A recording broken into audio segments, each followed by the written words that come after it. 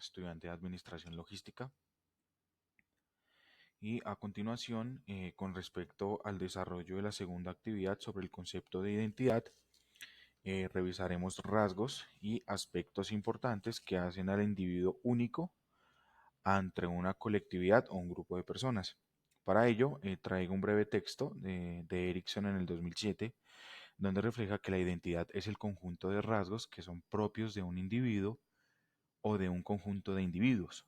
Tales rasgos caracterizan al individuo o a la colectividad frente a los demás.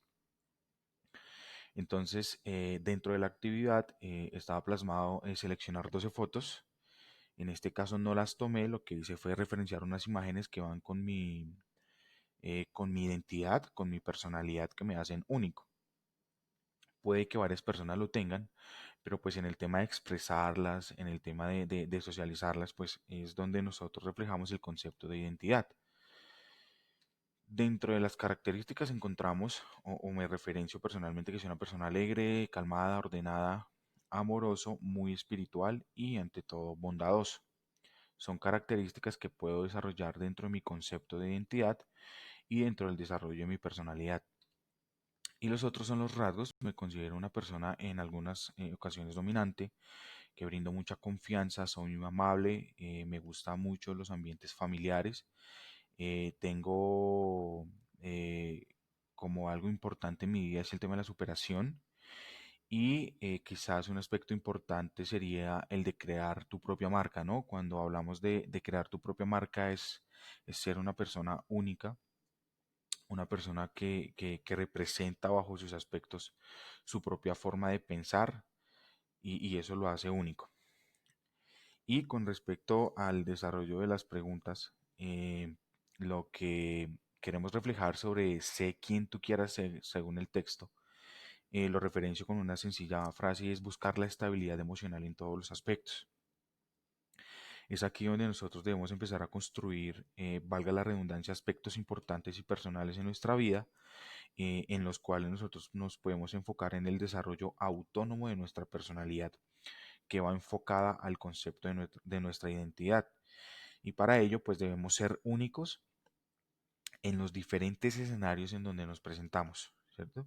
Y para ello, nosotros pues no podemos brindar algo que no somos y tampoco podemos presentar algo que no debemos, que no va dentro de nuestra identidad.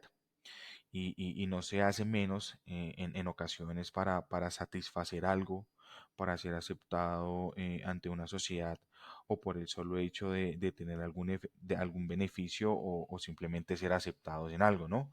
Entonces yo creo que este escenario o este aspecto nos invita a descubrir, perdón, dentro del aspecto interno quiénes somos y qué queremos ser. Para ello, tenemos aspectos importantes que se constituyen en la identidad. Y estos son, los relacionamos con los sociales, los culturales, los físicos y los psicológicos. Dentro de estos aspectos encontramos que los sociales, pues cada individuo desarrolla y explora diferentes expresiones, ¿no? Cada uno de nosotros tenemos expresiones únicas, costumbres, pensamientos, y hasta la manera en cómo nos relacionamos. Eso nos hace únicos.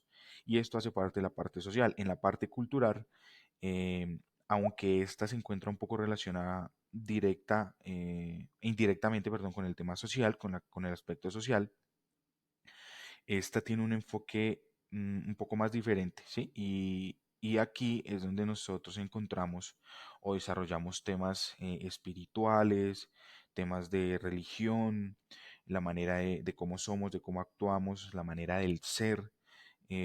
Aquí también nosotros desarrollamos el tema de cómo nos vestimos y ante todo, y quizás uno de los más importantes, la forma en cómo nos comportamos.